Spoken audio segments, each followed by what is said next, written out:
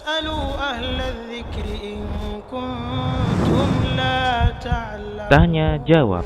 Jawab secara ilmiah.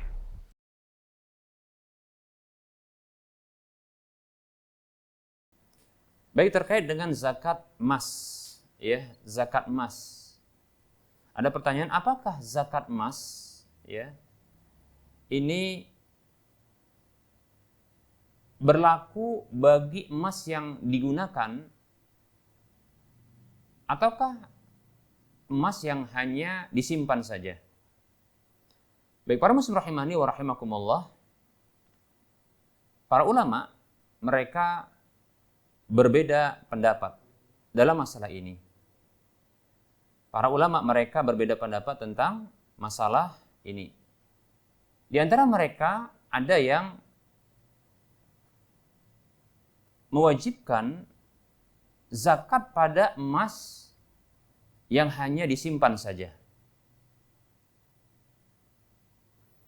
Kemudian sebahagian ulama ada yang mereka mewajibkan zakat emas itu juga pada emas-emas yang dipakai. Demikian para muslim rahimani wa rahmakumullah. Manakah pendapat yang paling kuat? Saya melihat bahwasanya perbedaan pendapat ini, ya, ini sesungguhnya di antara sebab terjadi perbedaan pendapat adalah karena perbedaan pendapat mereka terkait dengan penilaian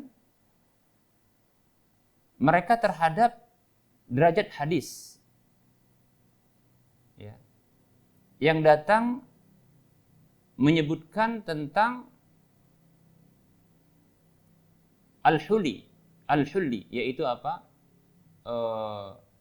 Perhiasan. Para muslim rahimani wa rahimakumullah. Jadi pembahasan ini terkait dengan masalah zakatul hulli, yaitu zakat, ya, perhiasan. Tadi kita katakan bahwasanya al-hulli, ya, al-hulli, maka ini ada yang malbus, ada yang dia dipakai, ada yang dia ghairu malbus, yang dia tidak dipakai, alias disimpan. Nah, kita sebutkan tadi ada, ya, dua pendapat dalam masalah ini. Baik, para muslim rahimani wa rahimakumullah.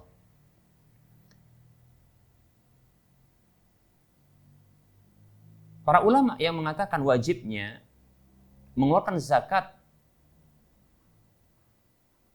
pada emas yang dipakai, mereka mensahihkan hadis-hadis yang datang tentang masalah tersebut.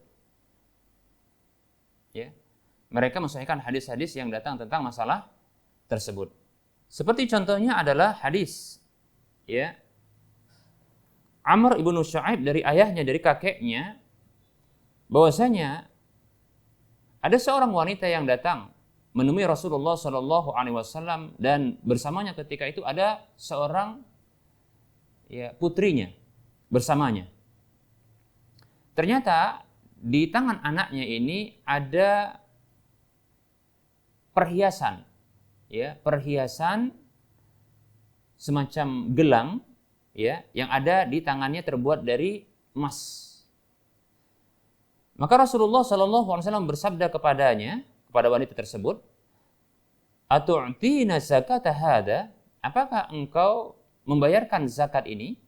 Maka wanita tersebut mengatakan, "La, tidak." Maka Rasul bersabda kepadanya, ya, artinya dia tidak mengeluarkan zakatnya. Maka Rasul mengatakan, ayasurruki an yusawwirakillahu bihima yaumal qiyamati siwaraini min narin.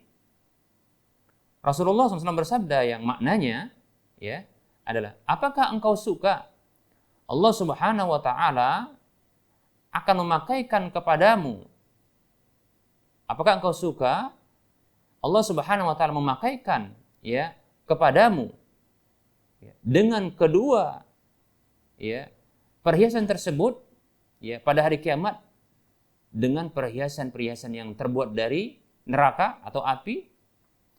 Maka sang rawi mengatakan, ya, fa khala'at huma, maka dia pun segera melepaskan melepaskan gelang tersebut atau perhiasan tersebut, lalu memberikannya kepada Nabi Shallallahu Alaihi Wasallam sembari mengatakan huma lillahi azza wa jalla wa li rasulih. Ini keduanya, gelang ini keduanya ini menjadi milik Allah dan Rasulnya. Demikian. Ya, hadisnya riwayat Abu Daud dan yang lainnya. Sebagian ulama yang mengatakan ini hadisnya dhaif, sehingga mereka tidak berpegang dengan hadis ini. Sementara ulama yang mewajibkan untuk membayarkan zakat tetap menetapkan adanya pembayaran zakat pada perhiasan-perhiasan yang dipakai, maka mereka mensahihkan hadis ini. Hadis yang lain juga hadis dari Abdullah bin Shaddad radhiyallahu anhu ia mengatakan kami pernah masuk menemui Aisyah radhiyallahu anha, istri Nabi sallallahu alaihi wasallam. Lalu ia menceritakan bahwasanya dakhala alayya Rasulullah sallallahu alaihi wasallam. Suatu hari Rasulullah pernah masuk menemuiku. Fara'a fi yadi fatakhatin min wariqin. Lalu beliau melihat di tanganku ada perhiasan-perhiasan dari perak. Jadi ini bukan hanya perhiasan dari emas saja, tapi dari perak. Juga sama. Maka Rasulullah bersabda kepada Aisyah radhiyallahu anha, istri beliau, "Ma hadza ya Aisyah?" Wahai Aisyah, ini apa? Maka Aisyah mengatakan, "Sana'tuhunna atazayyanu laka ya Rasulullah." Aku buat ini untuk berhias di hadapan wahai Rasulullah. Maka Rasulullah bersabda kepadanya, "Atu'addina zakatahunna?" Apakah engkau membayarkan zakatnya? Maka Aisyah mengatakan tidak, atau Masya Allah, dia baru teringat, terkejut, ternyata ada zakatnya. Qala, maka Rasul mengatakan, huwa hasbuki minan nar, cukuplah itu bagimu dari neraka. Na'udzubillah min dzalik. Ini hadis diriwayatkan oleh Imam Abu Daud, Daruqutni dan yang lainnya. Sebagian ulama mensahihkan hadis ini, sementara yang lain mendhaifkan. Demikian. Nah, di sini terjadi perbedaan pendapat. Andaikan di semua ulama-ulama mereka memandang hadis ini makbul, sahih, tentulah mereka tidak akan berbeda pendapat. Hanya saja terjadi perbedaan pendapat di kalangan para ulama tentang hadis ini, yaitu tentang derajat hadis ini di sisi mereka. Adapun saya pribadi condong wallahu taala alam, condong hadis ini sahih, Hadis ini sahih disahihkan oleh Syekh Al-Albani rahimahullahu taala, sehingga saya condong kepada pendapat yang mengatakan wajib untuk membayar zakat pada perhiasan baik itu emas dan perak yang juga dipakai, lebih-lebih yang disimpan. Demikian. Dikeluarkan dari masalah ini adalah perhiasan-perhiasan yang bukan emas dan perak. Perlu kita ketahui, ada perhiasan selain emas dan perak. Seperti dari intan, berlian, begitu juga permata dan seterusnya yang dia bukan emas dan perak. Dan perlu kita ketahui bahwasanya, perlu dibedakan pula antara emas putih dengan emas kuningan, emas kuningan atau emas kuning,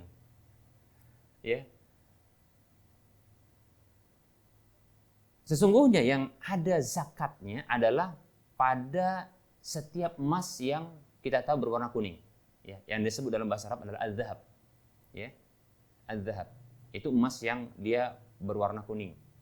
Adapun emas putih, penyebutan emas karena dia logam mulia, dia logam mulia dan dia bernilai seperti bahkan bisa jadi lebih tinggi ketimbang emas, bisa jadi emas putih.